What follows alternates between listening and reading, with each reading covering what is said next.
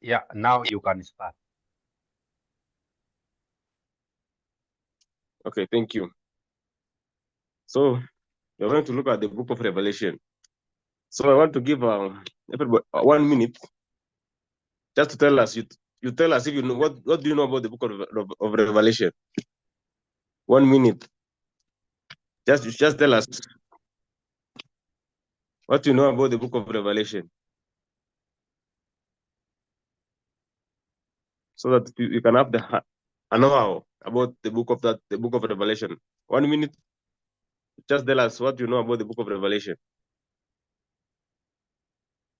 You can raise your hand. Okay, Dorcas. Okay, 1 minute, Mama. It's a challenge for those of us who like out, but thank you for restricting that.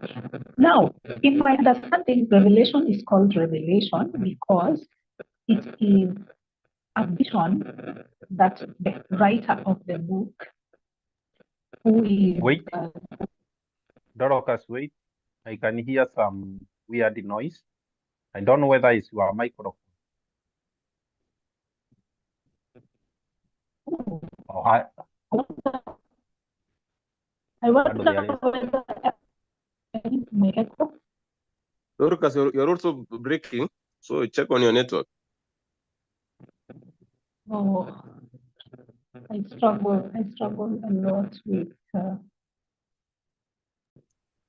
As Dorcas checks the network, David, you can speak.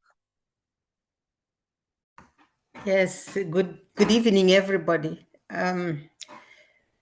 The book of Revelation, to me, it looks like somebody was recording their dreams, because when you read that book, it's a very fantastical, and therefore, to me, this is somebody that was recording their dream. What they dreamed, they assumed that their dreams were significant, and so they recorded it to preach to bring it to the Christians.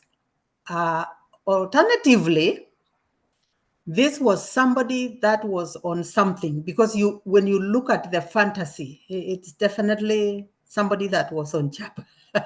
Somebody was smoking something. I really would like whatever it was they were smoking, because it was very powerful. That is my take of the book of Revelations. Very hard to even understand how it ended up in the Bible. Thank you.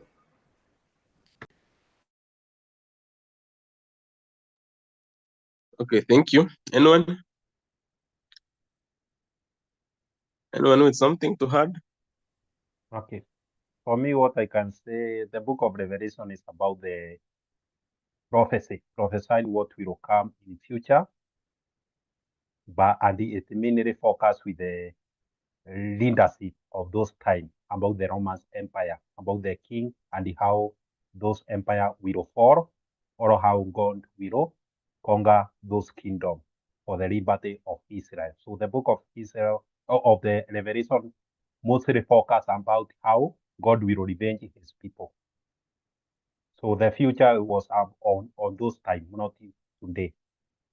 And that is why the number 666, although some people refer it as 616, it symbolizes the Roman kingdom, about the number of mountains, the physical, about the king, all those things.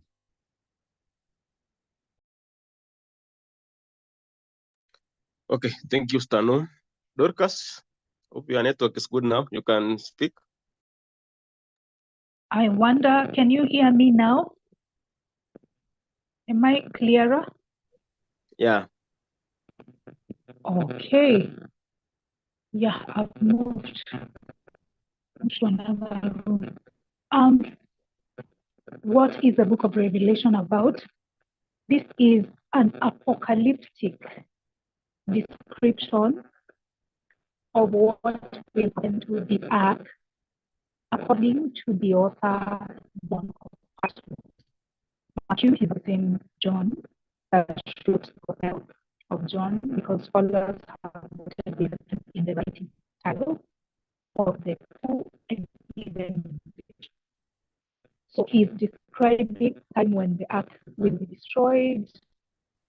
And Dorcas, he's also talking about, yes, Rita, I think the problem is your mic, not the internet. Have some weird sound as if you are touching it or something is touching it.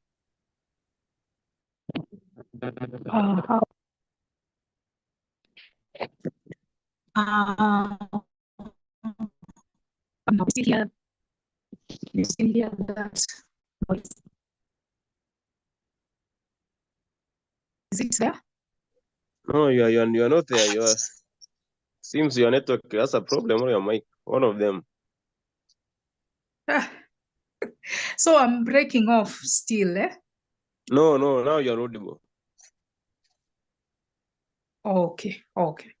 Yeah, so I was saying that this was a revelation that occurred in the form of a dream or a vision that happened to John of Patmos while he was on a beach. He was in an island on a beach, and he got this vision.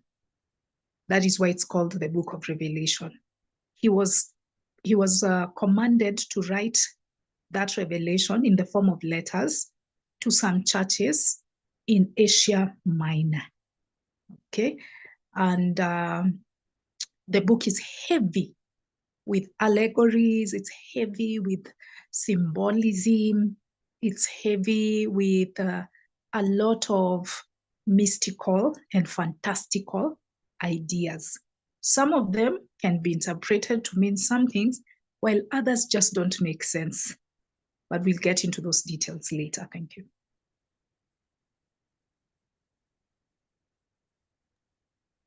Okay, thank you. I see there's nobody. We can continue now. Just now we have an hour about that book. So we came up with 4 subtopics. We're going to look at 4 subtopics. The first one was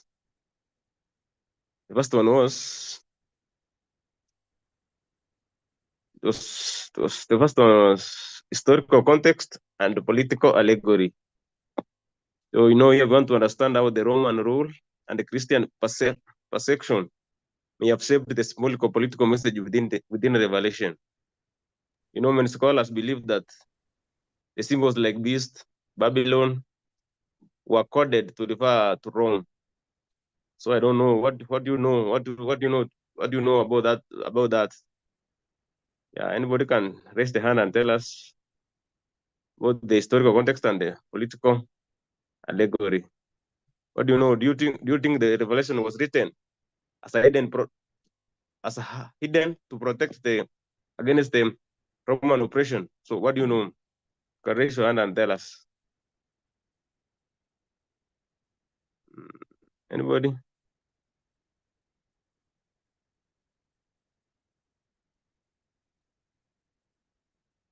Yes. Excuse me, Clinton. Can you ask that? Can you put that question across again, please? Thank you. Yeah. Today we're dealing with the first subtopic, which is historical context and the political allegory. In this subtopic, we want to understand how Roman rule and the Christian perception may have shaped the symbolic political messages within Revelation. Many scholars believe that the symbols in the book of Revelation, like the beast, the Babylon, we have the beast with 7 heads, we have Babylon. They believe that they were coded to refer to Rome. So, was the Revelation a form of political resistance discussed as prophecy? Do you think that Revelation was written as a hidden protest against the Roman oppression? So what do you think? You can raise the hand if you have something to say.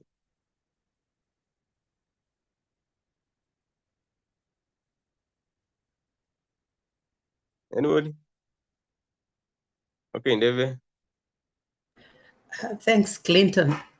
So if it was a hidden message, then it was really very well hidden, because for us in this time, it really, and for even very many people in the last 1,000 or so years, I think it hasn't had the message hasn't really been there, because when people just talk of harlots and the flying horses and the dragons and balls and the fire and the sun becoming red as fire and falling and the stars falling down, that is, if it is a hidden message, boy, is it ever well hidden?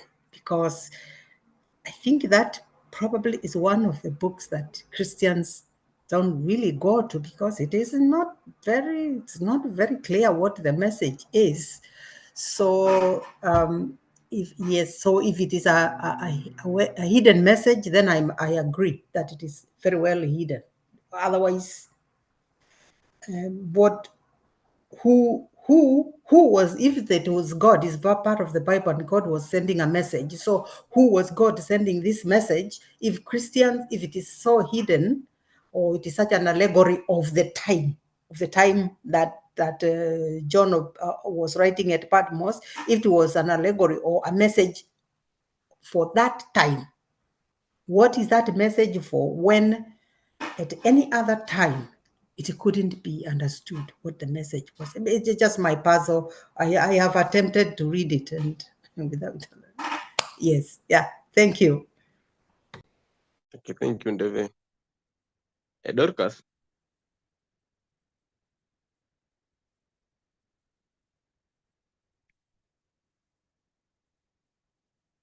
Dorcas. Okay, Pastor Okay. Sano, you can ask Dorcas back. Okay, can you hear me? Yes, it's you're Wonderful. Now, we are being asked whether the book of Revelation is a political allegory for the historical context of the time in which the book was written. So, what is an allegory, first of all? An allegory is a poem or a story that can be interpreted to reveal a hidden meaning, typical, moral, spiritual, or atypical, that is, atypical, moral, spiritual, or political idea. So it is a story that has a hidden meaning. Why would you want to hide some meanings? Because maybe your audience might not receive it well. And yes, my straight answer to your question, Mr. Moderator, on whether the book of Revelation was a political allegory, I would say yes, it is. But I also think it's an apocalyptic propaganda, but we'll get to that shortly. Why do I think so? Because Christianity, we have to understand, began at a time where the Jews had been greatly disappointed by Jehovah Yahweh. He had promised them a land of milk and honey after being rescued from Egyptians after crossing the Red Sea. However, when they got to the promised land, there was nothing but turmoil. They eventually got conquered by the Babylonians in the Old Testament, and they became their captives, the captives of the Babylonians. And they waited for a Messiah to come. The Jews were looking for an earthly Messiah to come and rescue them from their oppressors. And it was purported that Jesus was the Messiah, at least according to the Christians, and the author of the book of Revelation is a Christian. So it was purported that Jesus had come, the Savior was there, And so they were finally going to be saved. Unfortunately, Jesus died. He died. They claim he resurrected, but he resurrected to heaven. He did not remain on earth. And so the Israelites continued to be oppressed by many other foreign powers. They were conquered by several other foreign powers.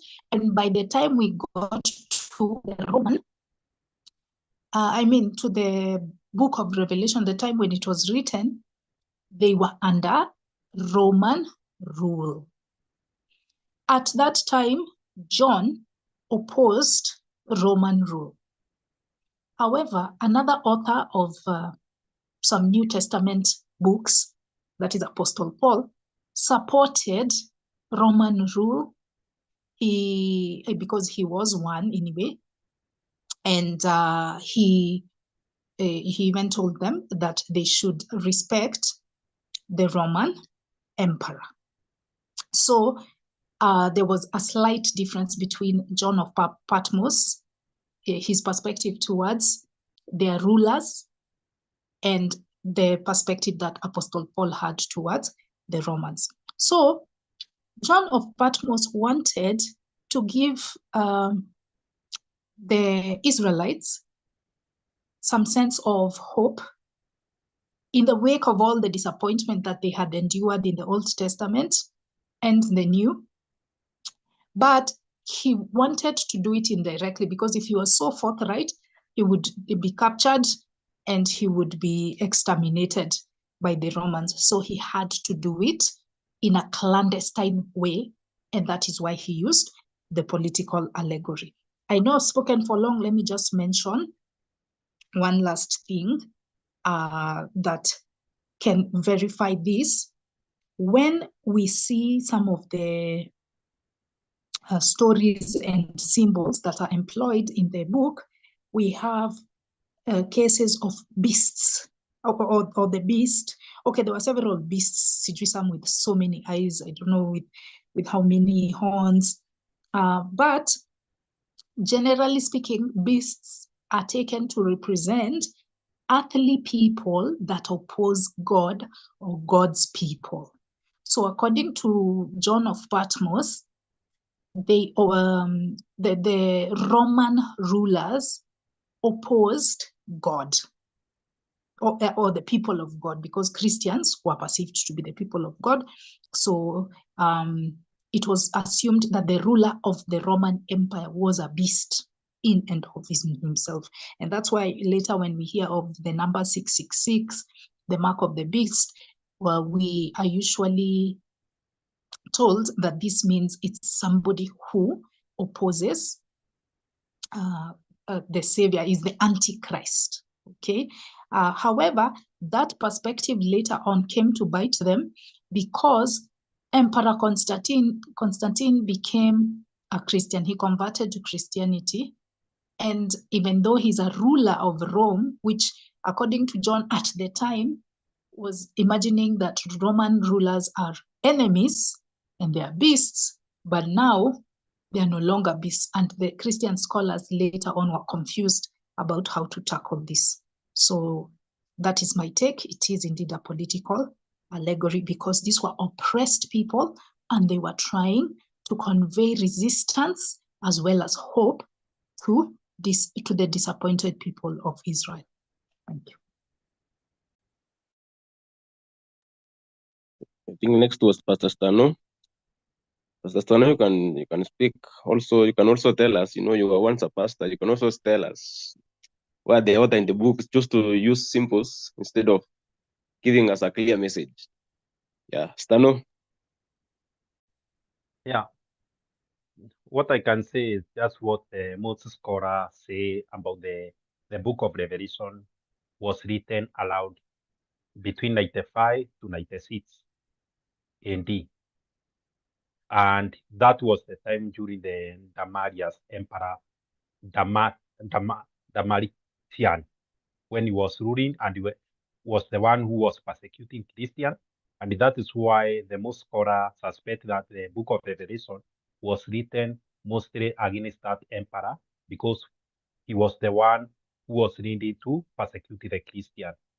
Although this is also give me some doubt about how the book of Revelation was written by John, because they claim was written by John. Because according to the historical, Jesus was born during the Herodes time, around 4 BC. That means he died with 33 years according to the Bible. That means he died in 27 AD. And John was his disciple. Was John still alive in 95 AD? And if was alive, was age not limited for him to write the book of Revelation, or was just hallucinating while writing those things? So those are the questions that give us more doubt about the author of the book of Revelation. Yeah. Okay, thank you. Chilwell.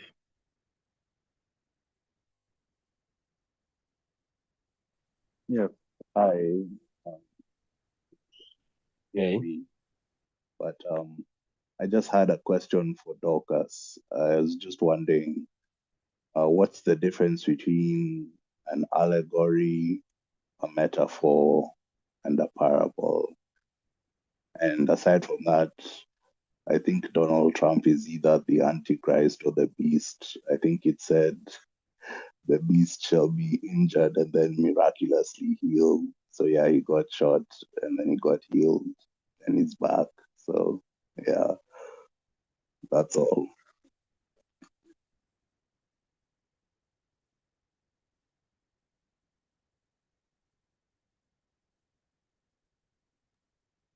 Okay, thank you. Is there anyone who wants to talk, or we go to the next subtopic?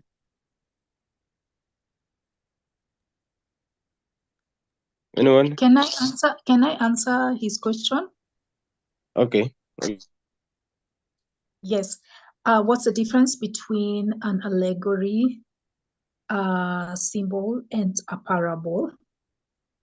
An allegory is a story or a poem that can be interpreted to reveal a hidden meaning. So the allegory must be large scale. It must be a poem or a story, like you know of Plato's allegory of the cave, where an enlightened person has the obligation to go back to other captives in the cave in order to tell them about the truth or about reality. So an allegory must be a story or a poem. It must be elaborate. It's not one sentence or a phrase. Conversely, a parable, what did you say? A parable. Metaphor and a parable. Or a metaphor and a parable. So a metaphor is when you say one thing to represent something else. For instance, when you say that she's the apple of my eye, you maybe it's a father describing his daughter. He says, oh, there's the apple of my eye. So apple of my eye is a metaphor for a very strong relation to this person, or someone so loved and so important to the speaker, a metaphor. So it doesn't have to be anything elaborate. It can just be a phrase. A metaphor can be a phrase, but it is it's when you use one thing to represent another, when you use a concrete object to represent an abstract idea. That's a metaphor. Then the third one was what? A parable? Yeah. Aha. So a parable, I think, is very similar to an allegory. It's almost synonymous, but they're still not the same. A parable is a story that has a moral lesson, and Jesus was renowned for his parables. The allegory might not necessarily have a moral lesson. It might just be sending a message but it might not be moral. But with the parable must have a moral lesson. And a parable also tends to be a story. So yeah, that's my understanding as a literature enthusiast. Thank you. Thank you.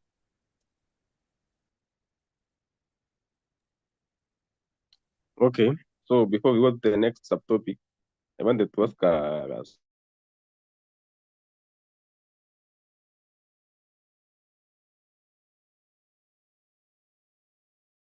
is it a religious one? How do you see this book of Revelation? Is it a political document, or can we call it a religious book? For me, I see it as a political book because of how it was written, how it's written, how it talks about kings, how they rule. So for me, I think it's more political. Yes, Tano?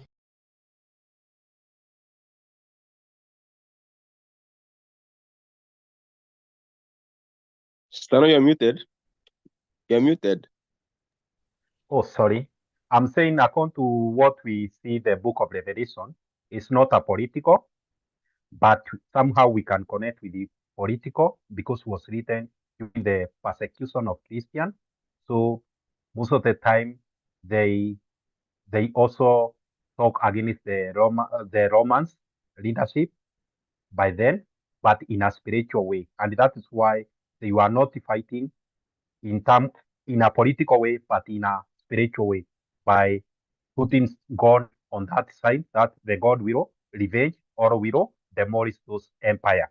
But because they could not be able to face them directly, they use symbolic or metaphor to attack them. So, but when you look the book of Revelation, everything is spiritual. They mention gods, they mention angels, devil, the beast, all those things are spiritual. So we cannot connect it with the political, even though they were somehow resisting the resistance of the Roman Empire. Thank you. Okay, thank you, Stano. Anyone? Okay, thank you. We can go now to the next subtopic, which is apocalyptic propaganda and the societal influence. Here we're going to look about how we're going to explore the use of fear and hope to influence the earlier believers and the long-term impact of revelation on Christian doctrine and the modern culture. Yeah, here we're going to look at the fear in that book.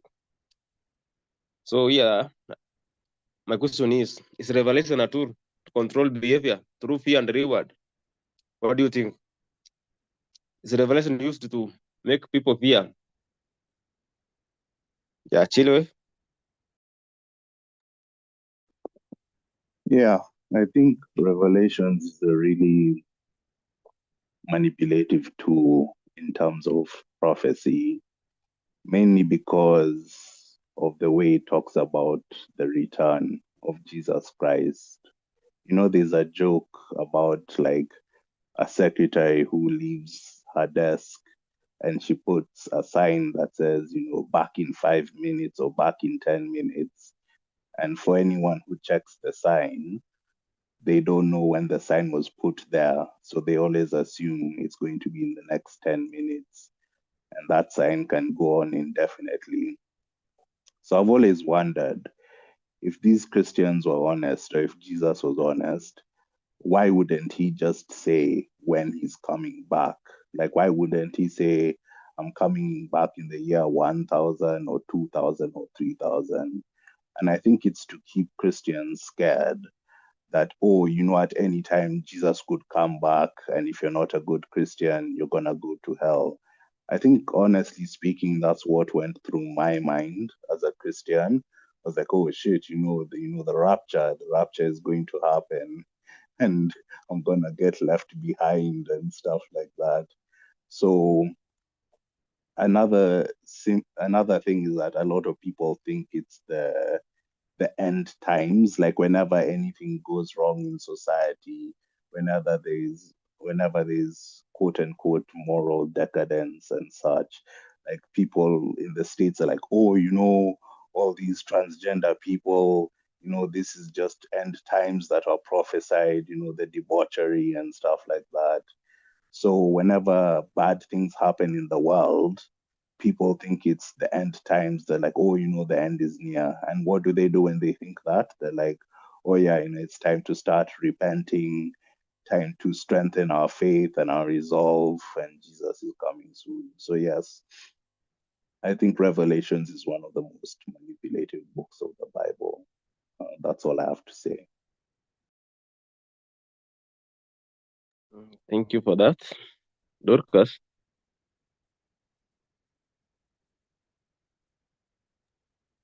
Yes, I pretty much agree with what Chilwith had to say. Let me just elaborate. I think that the book of Revelation is highly apocalyptic. And as I explained before, this was because the Christians had been disappointed. Christians and initially Jews in the Old Testament had been disappointed. All of the predictions that had been made had not come to pass. They were still an oppressed people. So they wanted an answer. They wanted a solution. However, if the solution cannot be found here on earth, then we can look for the solution in the afterlife. And that's something that John was trying to accomplish. He was saying that the earth will be destroyed. In fact, the story is so confusing. It's so confusing because he starts at a certain point and then he leaves the train of thought, goes to other things, and then picks up from where he left off. For instance, when he talks about the seals. So at the beginning, there are like 3 segments of apocalyptic messages. Now, in the first segment, he talks about seals, that there were scrolls. Back in the day, everything was written on scrolls, and then it was tied with wax and a seal, and you needed to use force to break the seal. So he sees this seal, and it has, this scroll that has 7 seals. And he sees a lamb. Christian scholars claim that the lamb represents Jesus in the story. But we are not told that per se. We are just told it's a lamb. And then the lamb breaks the first seal. Once it breaks the first seal, there's a horseman. A horseman, meaning it's a horse, it's partly a horse and partly a man. And the horseman, he introduces pestilence in the earth. Then that's done, a fraction of the earth is destroyed. Then the second seal is broken and a second horseman is released. The second horseman unleashes some other form of problem. I don't know whether it was fire or something, I can't recall, but there's a problem that comes from the second horseman. And then also another fraction of the earth is destroyed. It continues like that, and then it gets to, I believe, the 5th seal. After the 5th seal, in I think the 6th seal, there's some sort of reprieve because the people of God cry and ask God, when will you enact vengeance for us? And then God says, until the process is complete. That's why they say that the number 7 is the number of completion. Yeah. So, but God gives them a white robe and they get some sort of reprieve. And then in the 7th seal, now we don't see the 7th seal until some other chapter. That's why I'm saying the story is very hard to follow. It's disjointed. It's not chronological. So later in some other chapter, we get to the seventh seal, and in the seventh seal, Jesus emerges and heaven becomes silent for 30 minutes. For 30 minutes, and that's it. That is the climax of that story. But there was a lot of distraction. I was even shocked that we still have people left on earth after all of those distractions that happen from the horsemen. And then after that, there's another cycle of more apocalypse. Where there is that story, of the stars falling onto the earth and all the water coming to blood. It's a mountain fell on the water. All of these all of these apocalyptic descriptions in the book. And the reason behind them is to show that there will be a chosen people. Not everybody will be destroyed. The people that obey God will be saved, and they're the ones that will access the kingdom of God. In fact, there's even a number mentioned in the book of Revelation, 144,000. Those are the chosen ones. But any others, all of those many cycles that they mention. What is the impact? Because that was the second of that question. There's apocalyptic propaganda, and what is the societal influence? So I think what this does is it gives people this false sense of exceptionalism. It gives believers, Christian believers, this false sense of exceptionalism that they can be immune from problems on earth. That it's the disbelievers or the wicked people of the earth that are the ones who will face all of those troubles, but they will sort of be redeemed by God, by Jesus, by the Lamb. There's that aspect. The other aspect is for them to live in fear by constantly looking for signs of the end times, because the book of Revelation is so heavy on those end times. As we said, in the seals story, there's a place where there's pestilence, where there's famine, where people have poverty, but you are paid, I don't know, 1 grain of wheat for a day's work. So people use that even in modern times or in subsequent historical times to interpret any situation that occurs that mirrors any of the ones that have been stated. There was an earthquake in one description in Revelation. So if the earthquakes on earth, people are like, oh, those are the end times. There was wickedness. Oh, once there's wickedness, perceived wickedness, it is perceived. It is interpreted as signs of the end times. And if you look at history, I'm finishing up. If you look at history, you find that many Christians have interpreted different historical events to mean the end times.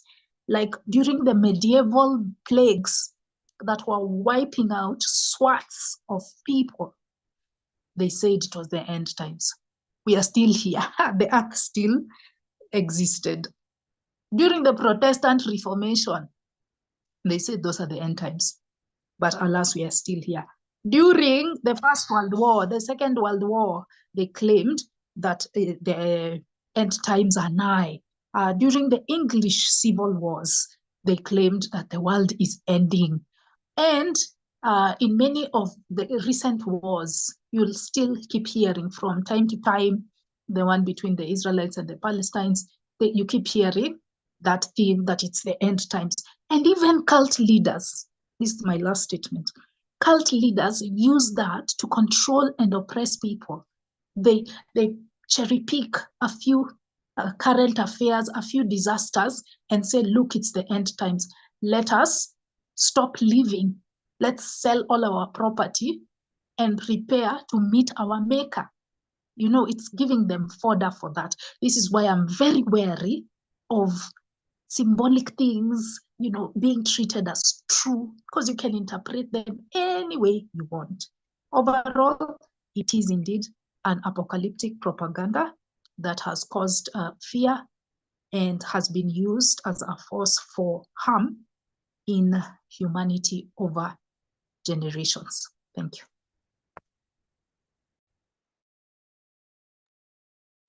Thank you, Dorcas. As we continue, you can also tell us, people can tell us, as an artist, how do you feel that, how does the message influence Christian beliefs? The message in Revelation, how does it influence Christian beliefs and politics today? Yes, Chilwe. I just wanted to say, I think when they talk about horsemen in the book of Revelations, they're more of referring to like men on horseback, like men riding horses. I don't think they're referring to like centaurs, like half horse, half men. But yeah, I think traditionally that's how it's interpreted. That's all I wanted to say.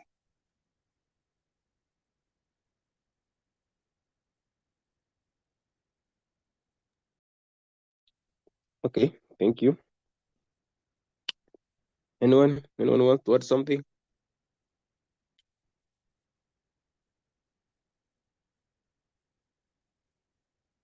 Okay, yeah, okay. David? Thanks, Clinton. When I was a Christian, I looked at the Revelations as a reality, as a true thing, that is literally what would happen at the end. Now, even if I really did not understand all these seals and all these, but I believed that it was part of the mystery or the hiddenness of God, or the source of the revelation. Now, as a skeptic and an atheist, of course, I look at it differently. I look at it as fear-mongering. And let me tell you how useful Revelation is as a tool of fear-mongering, because every cult leader, as it has already been said, goes for the end times, goes that we are at the end, take action. We are here at the end. But then the funny part of this fear is that, why are you afraid if the end comes? So why are you afraid? You're going to a better place, because this place is so awful. Why are you afraid to go to a better place? Or you have some doubt? That is the question I would put to the Christians. Unless you have got some doubt as to the possibility of the existence of that good place, you should not be afraid of going there. You welcome the next step with joy. In fact, you should be happy to go. But then again, I think we know better, because you can't associate Christianity with strictly following the Christian rules. You can't do that. In fact, there is a story. I'll be very brief about this story. In Kikamba, there's an oath that Kamba people fear. It's called Kivito, and people believe that it is real. They probably believe more in it than they believe in the Bible. So when Mutua was governor, or one of the governors in Machakos, asked the people if they wanted to be sworn with the Bible or with the Kivito, well, guess what they chose? They chose the Bible, because they know you can swear the Bible in a court of law and lie through your nose. Nothing will happen to you. But with the Kivito, they would never swear with it. They would refuse to swear with it. Well, go figure that I think they do know where retribution lies, where the hidden source will never catch you, and where the hidden source will catch you. So what I'm saying is that the revelation has been used as a very powerful tool of fear. I don't know whether what that is what John the Baptist set out to do, but whatever he set out to do, he really did put fear. In fact, even the terminal, the words that are used, apocalypse, the third horseman, all those things, they instill fear in Christians in a very good, even in on non-Christians, they do instill fear. Thank you.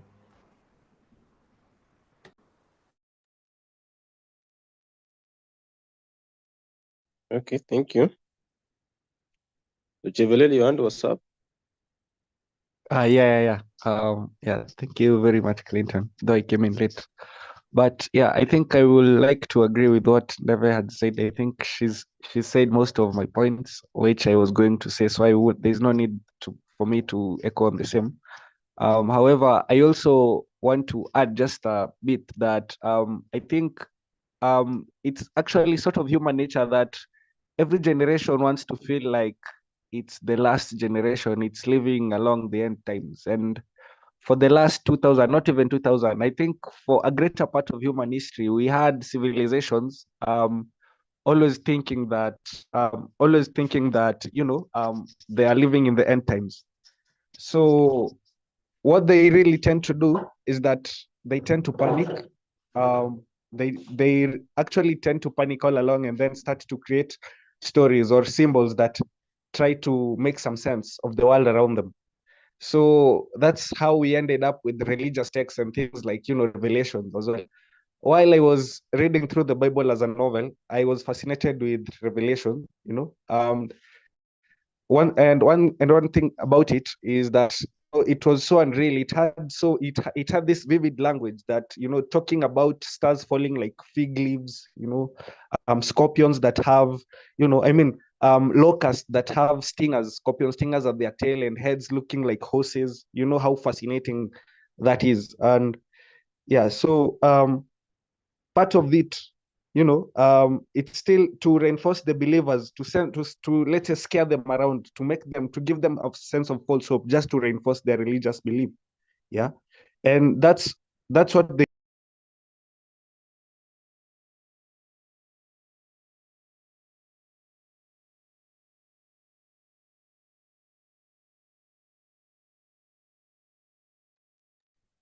Chevelele has gone. Dorcas. Yes, I wanted to just add something very small that's related to what Chevelele and Deve spoke about. And also to acknowledge the correction that Chilwell made. Yes, description of locusts that somehow have it and the appearance of horses Your internet or is breaking. something. So I think I was confusing it. Yes, indeed, you are right. And then the riders. God is working overtime. God is working overtime to make sure we don't discuss. But yeah, we had a black horse, a red horse, etc. And they had riders. So yes, that's indeed a horsemen. Thank you for that correction, Chilu. Now, I wanted to add something pertaining to the apocalypse or having an apocalyptic mindset and the danger of it. But now I feel like since Eugene is back, maybe he was going to say that. Let's hear first from Eugene, since he hasn't spoken at all in the meeting. And then if he doesn't say what I wanted, I will say it.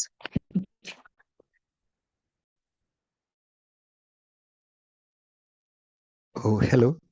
Can you hear me? Yes. Yes. Okay. Sorry about that. Yeah, I was saying that, You know that one thing, I think the authors who wrote Revelation, or the person who wrote that, it's really evident that they had a poor understanding of how the universe works. They were totally ignorant, because even to fathom the idea of stars falling into the earth, you know, realistically speaking, stars are really big things, you know, and earth, you will rather talk about the earth falling into a star, but not the other way around. So it just tells you that this is actually a goat herder who thought the universe worked that way. So he sat down and wrote such writings, you know, because probably, you know, for their own reasons, you know, fear tactics, controlling people, making them, you know, fall back to religion, reinforcing their beliefs and stuff like that. You know, it's really different from what reality is. It's something else. It's like fantasies and stuff, but it's a tool of fear, so that it actually reinforces. So yes, it's actually a religious propaganda. You know, it's propaganda of the end times to make people behave in a certain way. Because number one, when you're talking about the end times, it's only one of the things that makes religions, you know, relevant, and it's really dangerous, because if you are talking about putting visionary leaders, you won't really be better off if you're falling for a religious leader and you want them to be visionary, because most of the time they'll be thinking about the end times. So they won't even plan for the future. They won't be, you know, strategic thinkers. They will only be, you know, sell your lands because, you know, it's the end of the world. So it will be a really backward society. So it's really dangerous to you know, to go towards that direction in which Revelation tries to push. You know, you should be optimistic, in as much as, you know, we know the universe is indifferent, it's chaotic and all that going on, but we can't really, you know, go the religious way and talk about end times and all that. So it doesn't really make sense. Yeah, so that's what I'd say.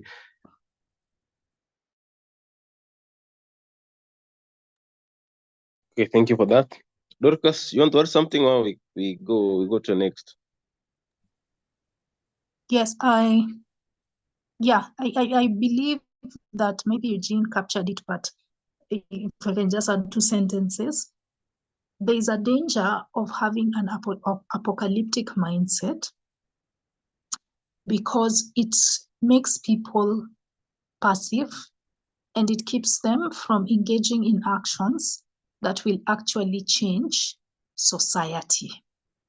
So if I believe that we have a flood because it's the end times, what I'll be tempted to do is to repent and wait for the kingdom of God to return. That's all I'm going to do. Conversely, if I am rational about the universe, and I realize that things happen improbably, they're not personal, the universe doesn't care about your deeds or about who you worship, some natural disasters will just happen, then I won't have that mindset of just focusing on the spiritual dimension and praying. I'm going to be compelled to do something to respond to it. For instance, if it's the floods, I'm going to improve my meteorological predictions so that we can tell if the flood is coming, so that people can be evacuated, or we can build structures that can withstand those floods. Because we know that there will be a tomorrow, that there is life after the disaster. But if somebody has an apocalyptic mindset, they believe there's no life after the disaster, that's the end time, and we're just going to be exterminated, or we are going to go to heaven, we are going to go to hell. So it creates some sort of passivity. Of course, not unilaterally, not always. We've had many advancements made by Christian scientists, of course, but you find the majority of people become passive when they have that mindset. It is not a benign belief, it is actually harmful in the grand scheme of things. Thank you. Thanks, Dorcas. as we continue, we can also look at the next subtopic, which is symbolism and the literal devices. Here we are going to look at the metaphors, the numbers, and the imageries. You know, in that book, the book of Revelation tells us about the beasts, Babylon. There's also a number 666.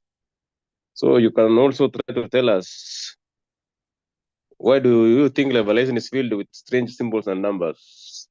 Chiloe.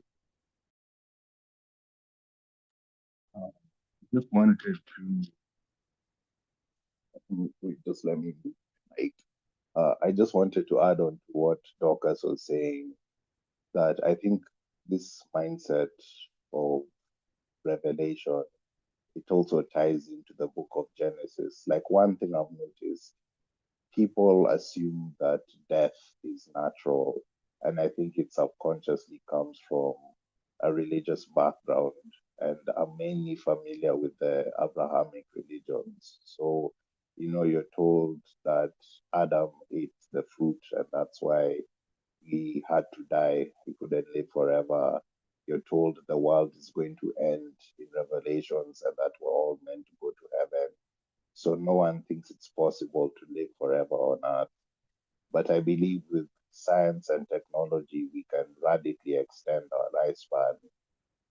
I don't think that it's uncommon that in the future, people could even live for like 1,000 years, maybe 10,000 years, or maybe the only way you die is if you're in an accident, or maybe even find a way to upload your brain onto a computer and make copies. So these things may sound like science fiction now, but so are things like the internet and electricity. So yeah, I'm very optimistic. A part of me is hoping it happens within our time.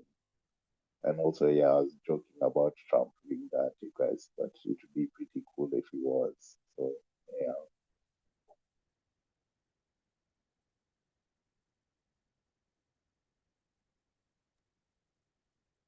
Okay. Cheveleli. Yeah, I just wanted to add one thing as well. Why for instance books like the Revelation or the End Times is really relevant or is useful to religions like Christianity. We lately saw the Iran-Israel issue that was going on, and funny enough, that was one of the rare occasions in which denominations like, for instance, the Prophet War church, they started to come out and then started to talk about the same prophecy that, it was prophesied in the good book that that this escalation will be the beginning of the end of the world. But now we know there's a ceasefire. So it really tells you that this prophecy, they don't really, these are just opportunists. They observe, they sit down, they observe the geopolitics, the tensions coming on, and then it leaves them space for an opportunity to come and start talking about the revelations. It was prophesied, it's there. That's where we are right now.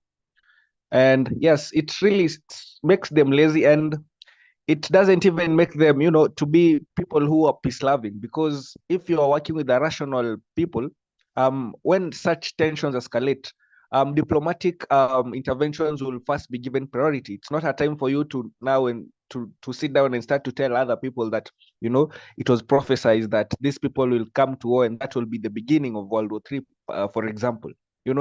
It's weird. It already shows you how religion is weird. It loves war. It thrives on the repercussions of war. It gives them space for these prophecies of bloodshed, loss of lives, and so on and so on.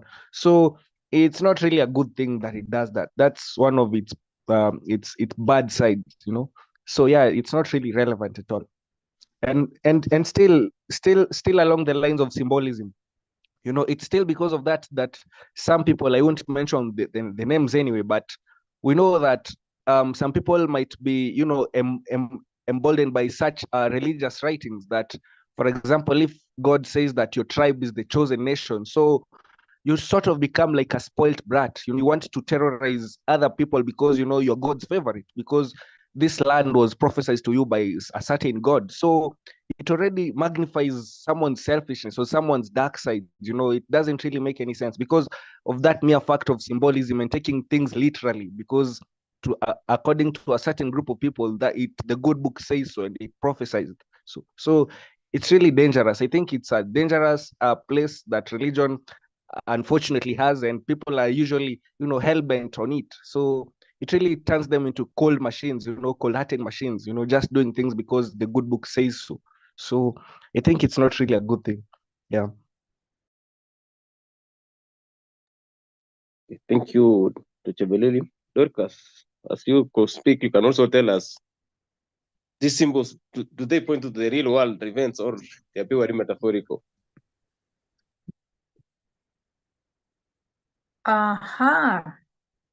Okay, I've changed positions. Please confirm that you can still hear me.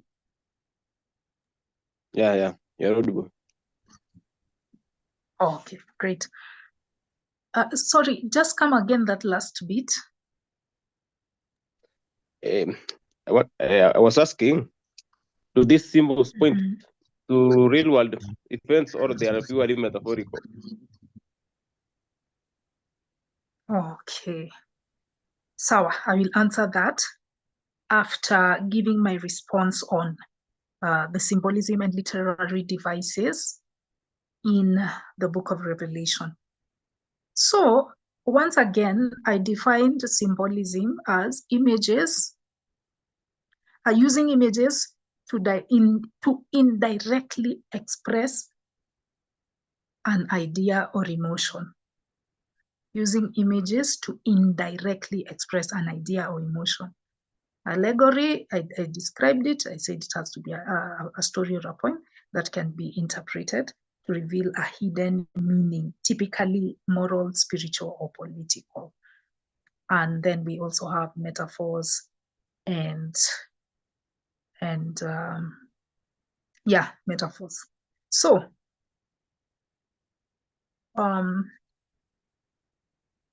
what do I think about those symbols and literary devices? And what you've just whether these have a reflection of truth on what is actually happening, or were they all just fictional components? Now, I think we need, before I give you some examples of symbols and metaphors that are present in the book of Revelation, I have to outline how most Christians interpret symbols or symbolism and allegories from that book.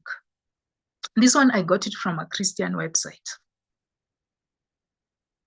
They said the first thing you should do, in fact, the person was admitting that it is a hard book to read. It's so fantastical. So he was trying to tell them to be in the spirit as they were interpreting the book and those symbols, as well as allegories. So he said, the first thing you should consider is whether it accomplishes something. It needs to relate to life when you're looking at that symbol, whether it's a dragon, whether it's a lamb, whether it's a throne, etc. They need to accomplish something. They need to relate to life. Secondly, the text in the book itself, in Revelation, needs to interpret, or can, sometimes it doesn't, but it can interpret for you what it means. Okay? Later on, maybe it can talk about the lamb, and then later on it reveals that it was Jesus. So if the book itself says so, then you can interpret that symbol to mean it any other time it is mentioned. Another thing they said is if it relates to the Old Testament. So you consider books like Daniel, books like Ezekiel, that had such symbols and or had a similar message, and you relate to it. Then they also added that you need to consider the fact that the events were portrayed chronologically, and that one event may be portrayed in many angles. What does that mean? when we look at that outline of how to interpret symbolism and allegories in the book of Revelation, it shows you how you can extract meaning from these symbols any way you want. It's somebody who's come with a preset agenda. You've convinced yourself that these symbols and allegories have to mean something. They have to. So either I'm going to look in the Old Testament, or I am going to consider whether it teaches me something, it relates to my life. I'm going to consider whether there was a clue given in the story. I'm going to look at the story itself, its flow, and try and connect the dots. So this person is really trying so hard to extract meaning out of what I consider to be a meaningless narration. That is intellectual dishonesty in my book. And that is the major problem with literary devices, symbols, metaphors, etc. You can interpret them any way you want.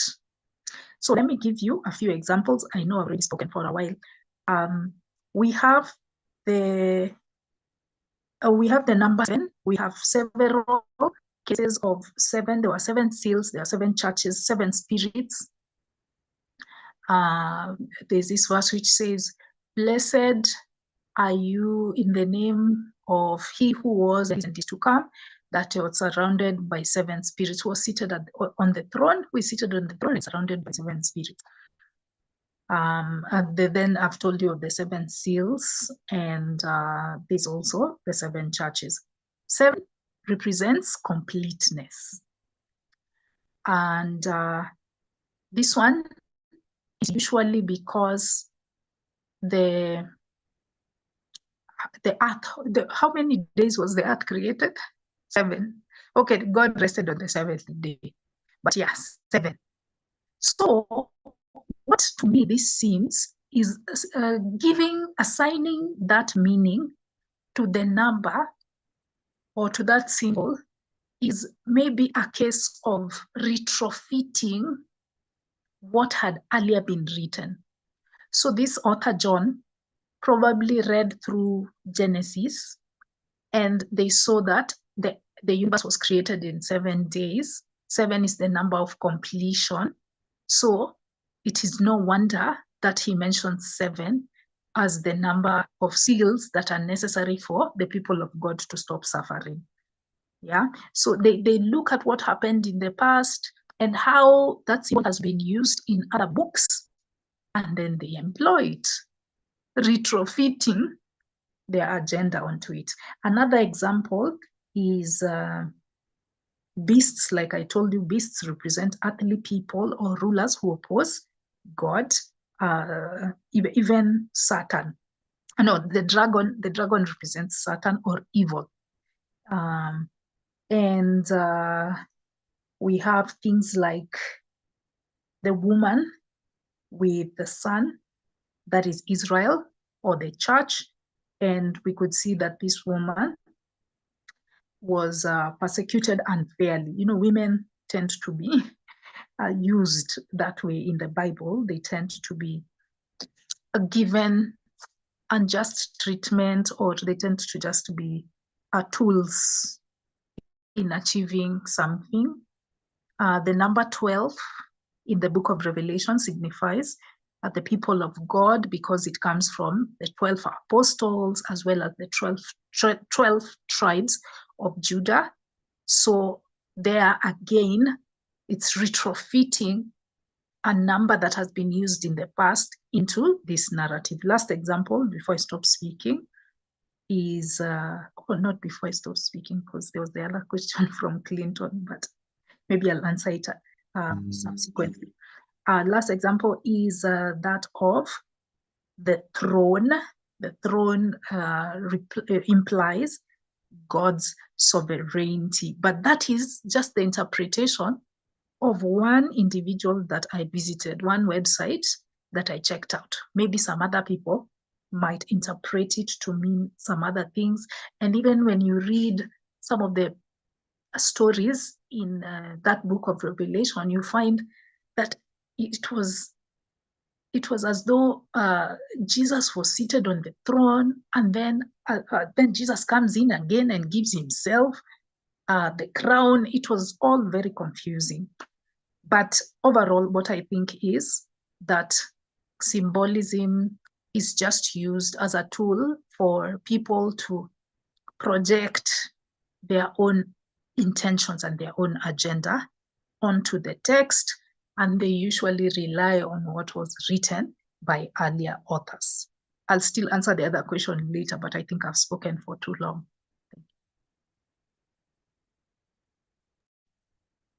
Thank you. Pastor Stano. Am I audible? Yes. Yes, I hear you. Okay, fine. So you can repeat the question.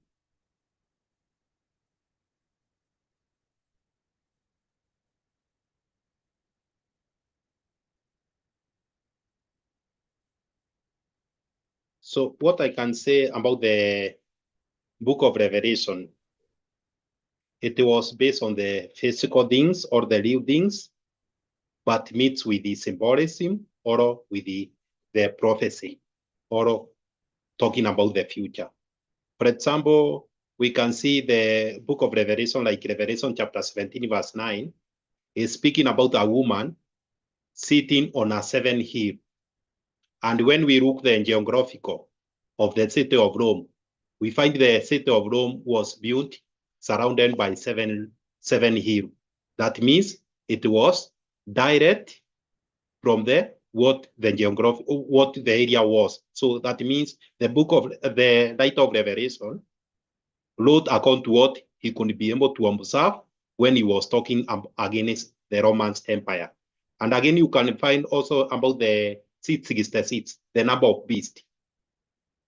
Most scholars, they think was referring to Emperor Nero Caesar and sometimes the Domitian, because Domitian was the one, the Emperor Domitian was the one who was asking people to worship him. And that is why they try to say the book of Revelation, where they refer to the number of beasts, 666, was referring to that emperor, either Nero or Domitian. So again, about the prophecy, about how the fulfill of the prophecy. I normally say, why do you leave something hanging for people to come up with guesswork to think a certain prophecy have been fulfilled? For example, I normally refer, even though it's not part of the Revelation, the Matthew 24, chapter 24, where Jesus say, on the end time, there will be rumors of war. And yet, in those times, there was still war between one tribe and another tribe, between one community and another community, between this kingdom against the other kingdom. So to say in the future, there will be kingdom will fight against another kingdom, that is not a prophecy, because have been happening every year or every couple of years. That means that is not a prophecy, but is based on what have been occurring. The same case with what we are talking about Revelation. Because Revelation is not direct to the point, you pick a certain passage, then you twist and claim this passage have been fulfilled today. And in the future, the other group will claim that passage have been fulfilled by that time. That means it's not direct, and because it's not direct, it can give a lot of room for us to interpret to mean what we want it to mean. And that is, it's not a prophecy, but just a joker. Thank you. Thank you, Pastor Stano.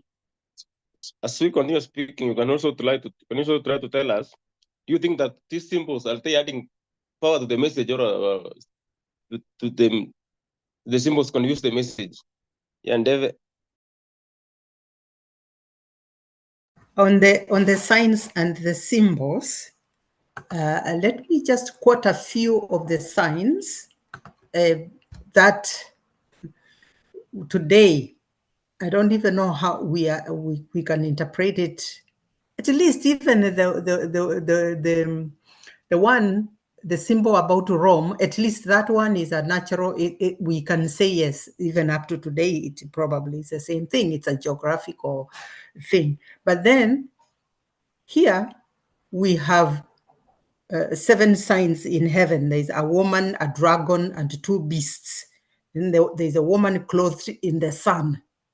I mean, how very, very practical. Like this woman is literally wearing the sun. I don't know how that's a very interesting one. And then there's the great red dragon. Now we know that dragons are not, they are fantastical creatures. There never were anything that breathed fire, unless you are talking about crocodiles or other things like those, but they don't breathe fire. And I don't know if there ever was a time that crocodiles were called dragons, but there you go. It's there in the Revelation.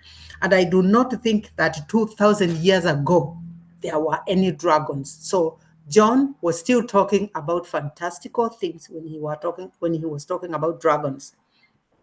Then he says the beast from the sea and the beast from the land. Those are, and then there are also other visions with the symbols and signs and things, which are just totally fantastical when you look at them, because they do not relate to anything that we know or would have been in existence in those times. And therefore, that leaves us with just shocking things that the same we have talked about, that the stars are falling on the earth, when we know that the stars are bigger than the earth. And then we've got the great fight, the beast fighting with the prophet. There was a big war in heaven, actually, where there was what was that great war in heaven? There was a great war in heaven with the beast fighting. Oh, who was the beast fighting the prophet? Yeah. So those are all completely, totally things that are not natural, that we really cannot relate today or in the last 2,000 years. They really were never a natural thing. Now, maybe in the future they will be a natural thing. Your guess is as good as mine, because yeah, it is neither here nor there as far as I'm concerned anyway. Thank you. I know you had a question, but I forget what your question was. Thanks. Thank you, Ndeve. My question was, does symbolism add power to the message, or does it confuse it? Yeah. Just 1 minute. I'll just go there very briefly. I asked a reverend today about the book of Revelation, how we are to understand the book of Revelation. And typical, this was the answer, and it is written. I can quote it because it was written.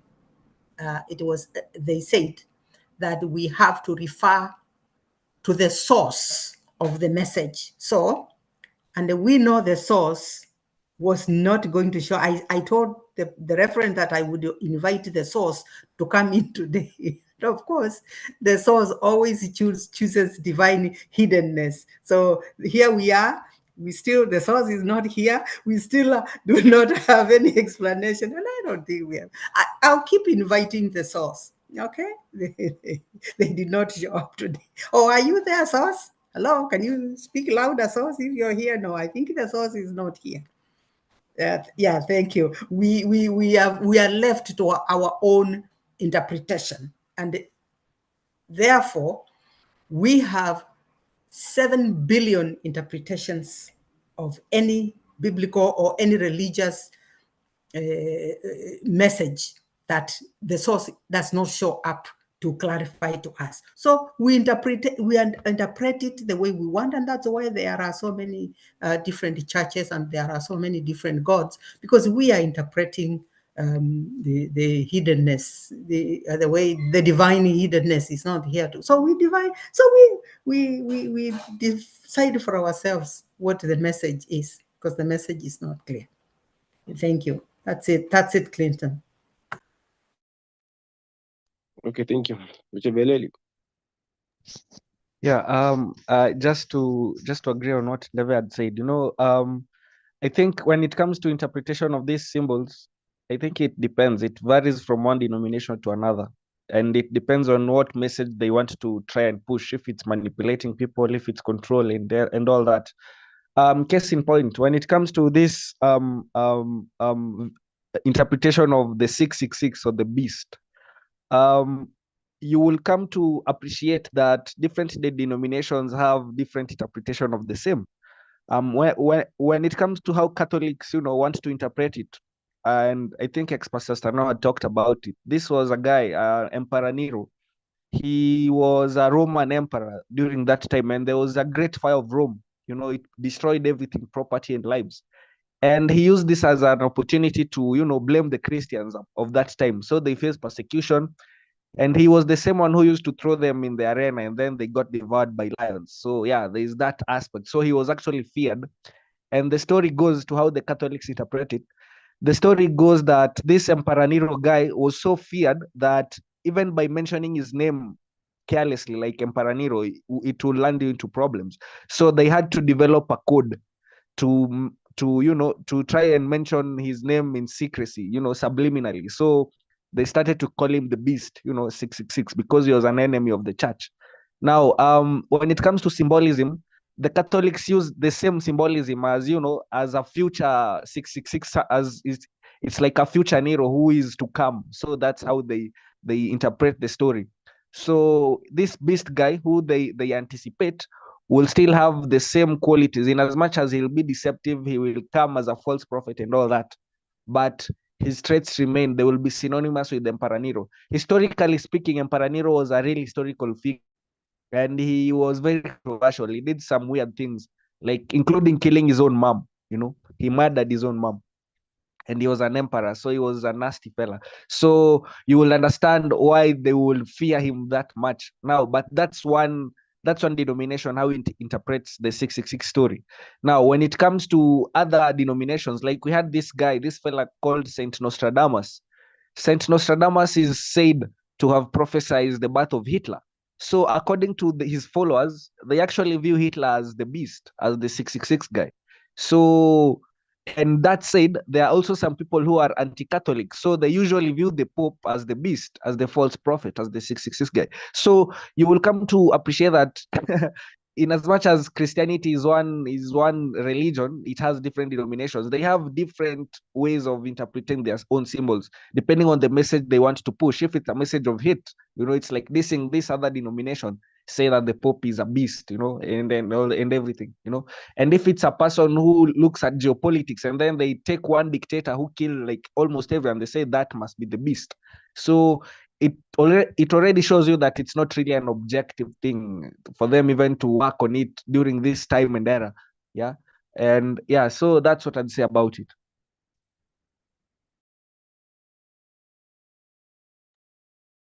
Okay, thank you. Dorcas.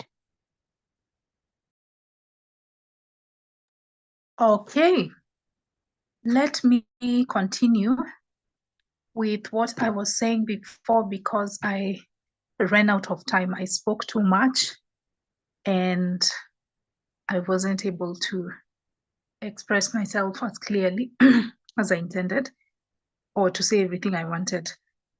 Because you had asked me the question before of whether any of those symbols came to pass.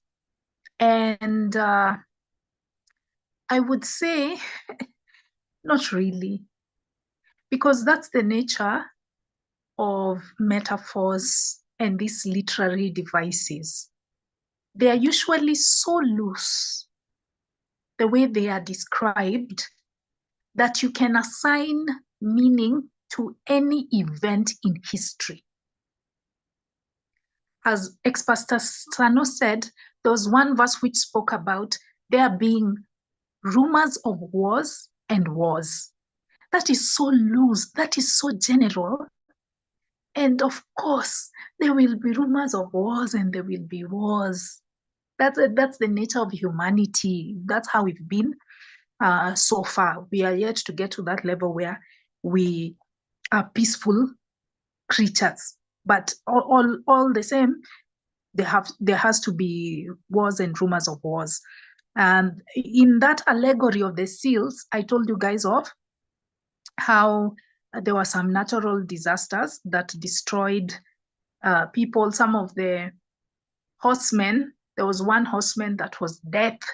So people died in huge numbers. That is unremarkable. There's nothing special about that. It is not a prophecy. It's not a revelation, so to speak. It's nothing supernatural, because people will die. It's inevitable. People will become sick. People will experience earthquakes and what have you. So it's just unhelpful. You can't claim that, oh, these things were written in the book of Revelation, so they are indeed true. They predicted what was to come. No, they can't be used as tools of prediction, because they are too general and they can be interpreted any way you want. So it's a post hoc rationalization by believers who want to make their book still. So they just cherry pick historical events and then retrofit them to some of the prophecies written in the book of Revelation. But generally, when we talked about prophecies some time back, we said that none of the prophecies in the Bible, none of them fulfill the criteria of being actual prophecies.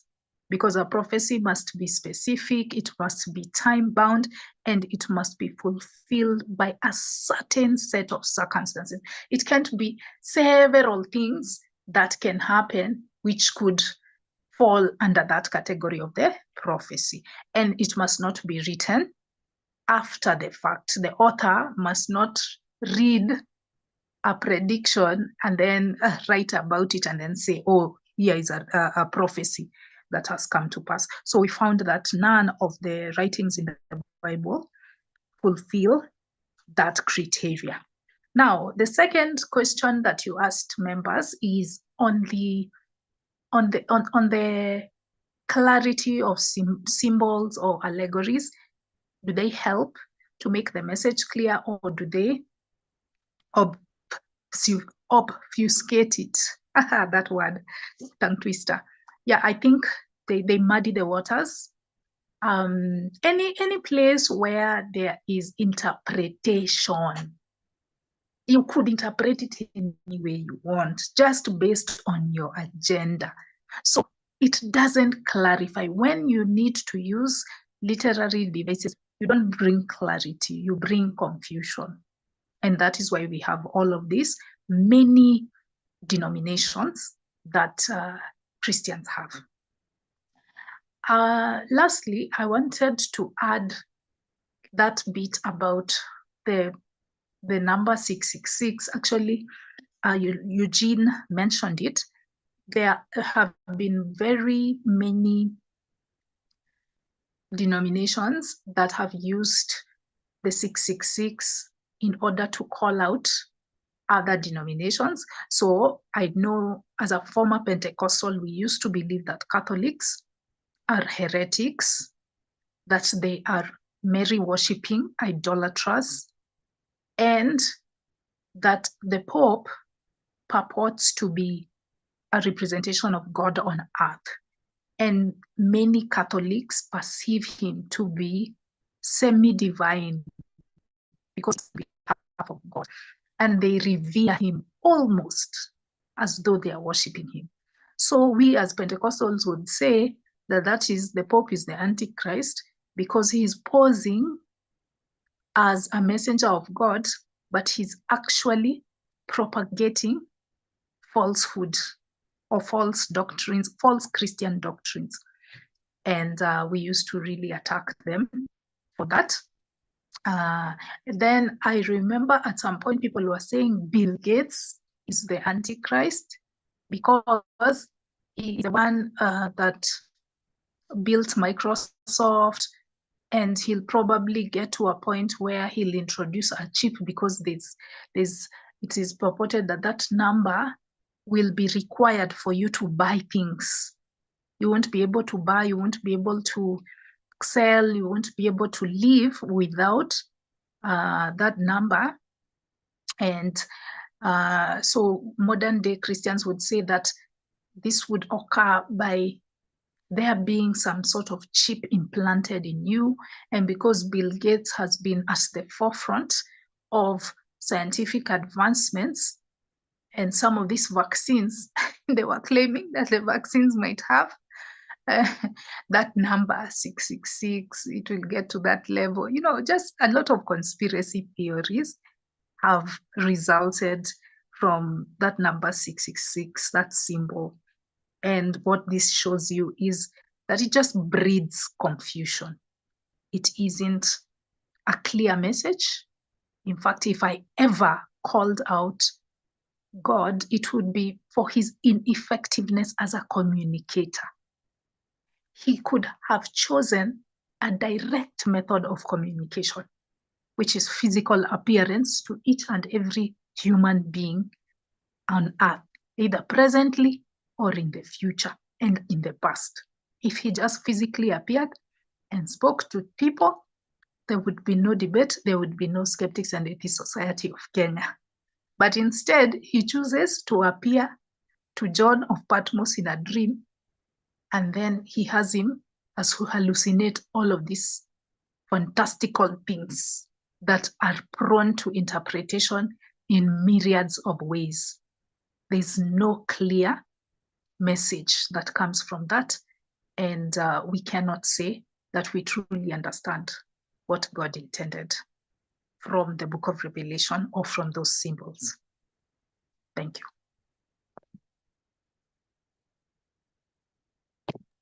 Okay, thank you, Dorcas.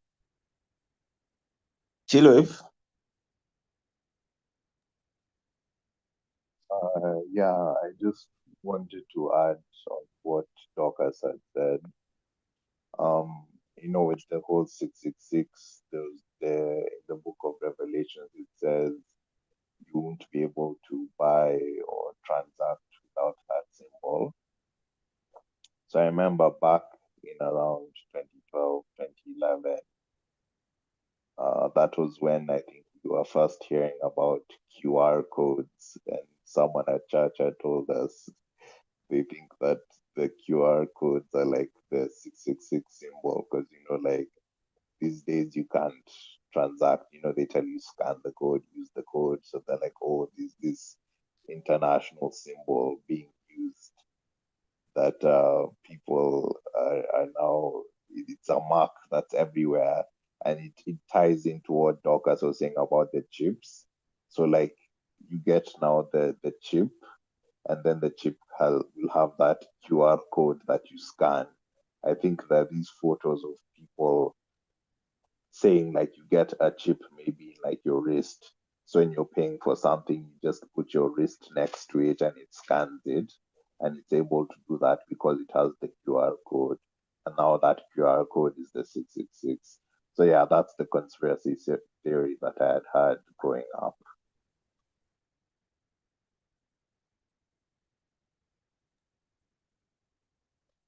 Okay, thank you. You know, in the last 1 hour and 5 minutes, we have had the general look of the book of Revelation. We have looked at the historical context and the political allegory.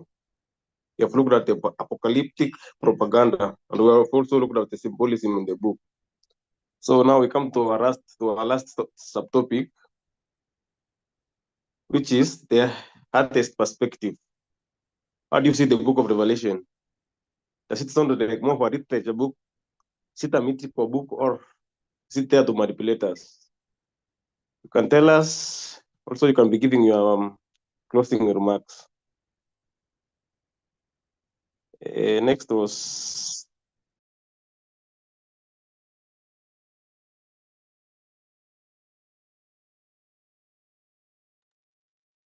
Yeah. Okay, what I can say is that I will just first of all wonder what the Chirugwe have seen about the 666. Because I heard that the alphabetical AB up to sending, people are coming up with some calculation, and those letters, each letter is given a certain numerical number, and then they end up, when they end up, they come up to 666. And that is just a way of creating things, because you can also create that alphabetical order and give you 777 or whichever number you want. So that is just trying to twist the alphabetical number to become 666, which you can make any number using the same criteria. And also about the fulfilling, there is this thing called self-fulfilling prophecy. For example, I can say a certain school is banned. And if I propagate enough, the parent or the people will start not going to that school, or the student will move away from that school. And that school will end up with no student because of my propaganda. So the same case with the prophecy. Someone can prophesy about something, then in future, another person come to do exact what was saying earlier. That means is trying to fulfill something, or is trying to open a certain business because it's written. He have found certain name in a book, so he end up opening a business with that exact name. And the people will end up thinking that person was the one who was prophesied about. Or maybe you say, as in future, there will be a man who will have many followers, and the number of followers maybe will be 20. So a certain man come and try to resemble what was saying in that book, and he have a 20 follower, and the people will end up thinking he have fulfilled the prophecy. So that is somehow like self-fulfilling prophecy. So we need to see the accuracy of prophecy, and then we see how that person have fulfilled that, or is just try to twist according to what is written in the past. So you ask about whether revelation, how we see revelation as a atheist or non-believers. It's just a propaganda or a medical book full of propaganda. That is what I can say.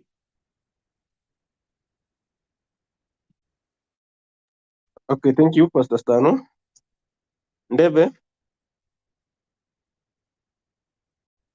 Thank you, Clinton. In my opinion, as an atheist and as a skeptic, the book of Revelation is a kind of dreamscape. Kind of, it's written from a dream, and not even written very well, because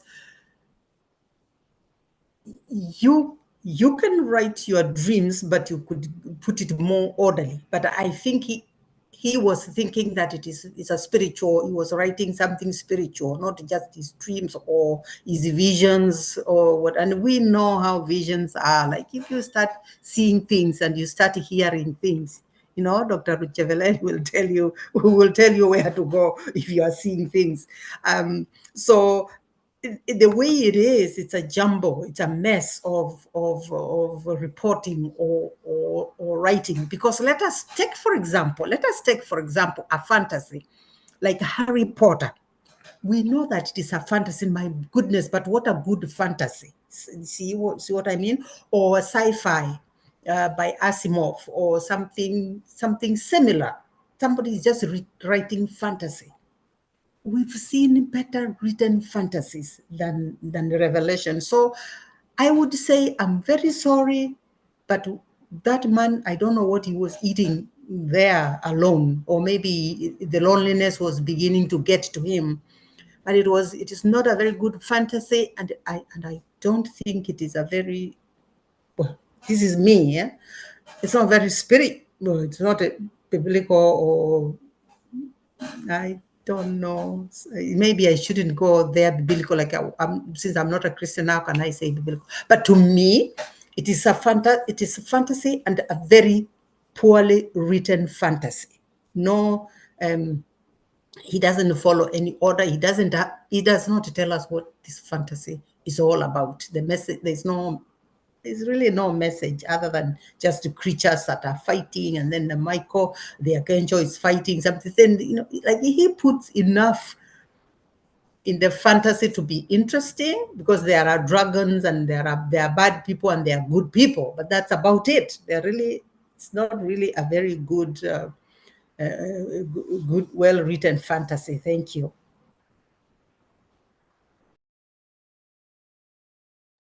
Okay, thank you, Ndeve. El Maestro.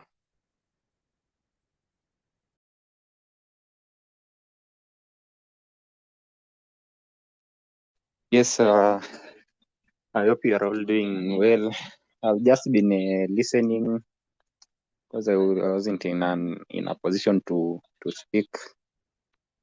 But yes, a lot of things that I would have said, I think have been said, especially that thing to do with I don't know, in the last days the stars will fall on the earth when when only one star itself is, I don't know, it is 100 times bigger than the whole earth. But then there's this something that I heard when I hear this book of Revelation. I only think of Egyptian Book of the Dead. I heard that it was plagiarized. It was plagiarized from those certain Egyptian Book of the Dead. I don't know if anyone of you has heard about it. For me, I have not yet confirmed it, but when I hear the Book of Revelation, I just remember when someone told me, someone who actually researched, he told me he has researched, and he told me that this Book of Revelation, it was actually copied from a certain Egyptian Book of the Dead that is still, you can still find it, I don't know, online, things to do with things like those. But yeah, of course, Revelation, a lot of things have been said about it that I agree. It was just someone just writing his own fantasies and what he thinks what he thinks will happen in future that has already happened already. Like, I don't know, in the last days, I don't know, there will be false prophets when they are already there. But in fact, for me, I always say there is no true prophet. All prophets are false. But then they also they all also start saying, I don't know, when we call out some of these pastors who are only interested in people's money and not I don't know, salvation, or the Christians start saying, oh, of course, these are the last days. You see, when you talk about such pastors, they start quoting the same book of Revelation. But now I wonder, how is it that an artist or an unbeliever is able to see that this guy is a false, he's only interested in money, but his own congregation does not see it. So it's just things just to brainwash. There's nothing more than that. Yes. Thank you, El Maestro. Dorcas. Yes. Last question is the atheist perspective. Is it literature, myth, or manipulation? Let me look at each of those three and tell you where I think it lies. Those three, as well as the earlier topics that we covered, because we mentioned political, allegory, and we also talked about apocalyptic propaganda. So in the place of manipulation, I can put apocalyptic propaganda. As a literature book and as a myth, I think it's very ineffective. What Ndeve said, it's an incoherent narrative. I am a fan of fictional literature. I've read a lot of fictional literature. I've also read scientific, sci-fi literature. And even though those stories contain a lot of fantastical elements, they are fascinating. Why? Because they have a flow to them. They are not repetitive. With the book of Revelation, it is highly repetitive. You know, he destroys the earth in one section using earthquakes, and then continues to destroy it using disease, and then destroys it with the mountain falling into the sea. And then you're like, it's okay, we get the point, it's destroying. And then he repeats it with other techniques or other creatures in a different cycle.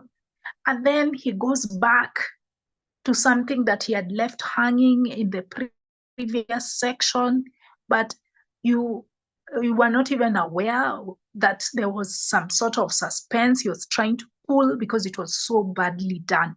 You see, you can still be a believer of something and acknowledge that something is written poorly. It's difficult to read. And that's what I would describe the book of Revelation, that as a literature book, it doesn't do very well. The sense of conflict, you see, a good story ought to have conflict. It ought to have a hero or the main character in the tale. And for you to care about the main character in the story, you need to see their struggles. You need to empathize with what they are missing for there to be a change in their lives. But we don't necessarily see this antagonist-protagonist image being portrayed very effectively in the book. So as a literature book, it doesn't do very well, or as a myth, it doesn't do very well because it's poorly written. As a political allegory, it can be interpreted as such, because as we said, there are some references to Babylon, and also one can interpret that to mean that it is referring to the Roman Empire. So, as I said before, the Israelites were a disappointed lot. They expected God to save them from their oppressors back in the Babylonian days, the kingdom of Persia. But these things, the Syrian Empire, sorry, but nothing came to pass. They expected to have an earthly Messiah. Yes, the Messiah came, but he died and he left. He didn't save them from their affliction. So these were people who were desperate and they wanted something to cling to, which is why John of Patmos wrote the book of Revelation. He sort of wanted to resist the Roman Empire and the oppressors of the people of Israel through this book. He wanted to resist and to give them hope that even if it's not in this life, in the afterlife, God will fight for them and they will win. Yeah, they'll get deliverance. So we have to understand that historical context. Finally, I do think that it is also an apocalyptic propaganda, as witnessed with the numerous instances of the end of days, especially that beast story, the mark of the beast, and all of these signs of pestilence that are mentioned, which are usually interpreted as signs of the apocalypse. So as I said, I think having an apocalyptic mindset is harmful because it keeps you from actually taking action to improve your situation. Because even though we cannot prevent natural disasters, we can respond to them in a better way, or we can safeguard ourselves when we are better prepared. instead of assuming, oh, this is God punishing us for our evil lives, and this is also a sign that the world is coming to an end. So that's my take. I think it is the worst, the most difficult book to read in the Bible. I think it is dark. It is terrible. It's not a book of hope. People say that Christianity is synonymous with hope, but the book of Revelation flies in the face of that. It is actually a destructive book, and I wish that people would wake up from their slumber and realize this was nothing more than propaganda, political allegory, and a dream trance gone to extremes. Thank you. Yeah, you are right. So may also want to end by saying for me, I don't believe the book of Revelation for this reason. The writer claimed the earth have four corners. The writer claimed the star will fall on earth, and all those things because they were not aware, because the science have not yet developed the way we know today. So I think we have only 3 to 5 minutes for Zoom to knock us out. So we can hear from Silwe, then Black Messiah, you can end. After that, you can analyze. Okay, I'll try to be quick. I just wanted to say, I think the 666 number has also led to a lot of superstition. Like, even with the number 13, like Friday the 13th, there's some buildings that don't have a 13th floor because of that superstition.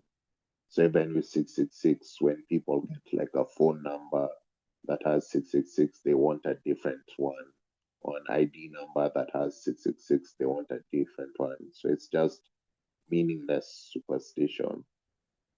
And the other thing I wanted to comment on, I think in terms of what Deva had said, is Revelation's bad literature. Well, to be fair, it has entertained and inspired people for 2,000 years. So I don't know if in 2,000 years people will remember Harry Potter. So I wouldn't say it's that bad objectively. So yeah, that's all I'll say.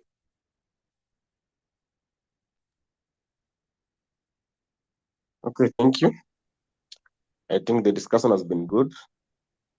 We have broken the book of Revelation from the beasts, the dragons, the coded symbolism. Some of you have said it's more of a resistance art. Some have said it's more of it's meant to install fear. Some have said it's a bit manipulative. Yeah, but now we have seen how powerful languages and imagery can shape beliefs, control minds, and even can challenge empires. Yeah, it's been a good discussion. Yeah, we can end it. I think it's over. Yeah, good night. Yeah, Dorcas, you can continue. Yes, thank you so much, Black Messiah, for taking us through this session. At first, I was very skeptical when you suggested that topic back in the day. I was like, guy, how are we gonna Revelation of all books? Ay. At least if we picked one of the Gospels, or we picked maybe Ephesians, but Revelation, I was thinking, guy, what are we going to do with it? But you had very thought-provoking questions to guide the discussion. And I think we need to introduce more Bible studies from an atheistic perspective. Of course, we'll space them out so that they are not following each other back to back. but this is a great idea that you have introduced Black Messiah. I don't think we've done it before, of just picking one book and doing it, because there are many atheist groups on the internet that do that. In fact, for this discussion, I got most of my material from the Friendly Atheist. His Herman Meta, his actual name is that, and he had a lot on Revelation. In fact, he had many uploads. He was doing chapter by chapter on Revelation, but of course from an atheist perspective. So yes, there are various people who do this. Aaron Ra, the Atheist Experience, many of them do atheist Bible study. So I think if somebody else has another book they are interested in dissecting, let them reach out to us, the events team, and we can slot it in the list. Thank you so much, everybody else that participated. Thank you, Chill Wave. Thank you, Ndeve. Thank you, Ex-Pastor. Thank you, Eugene, and El Maestro as well, who came in slightly later. And of course, the moderator for that smooth transition. I wish you guys a lovely weekend, rest of the weekend. We'll meet next week. Probably we'll talk about secret societies, Illuminati and the Freemasons. If you can moderate that topic, please side chat me. We will slot you in, but that's what we are discussing next week. Have a lovely rest of the week, of the weekend. Good night. Good night. Good afternoon, everybody.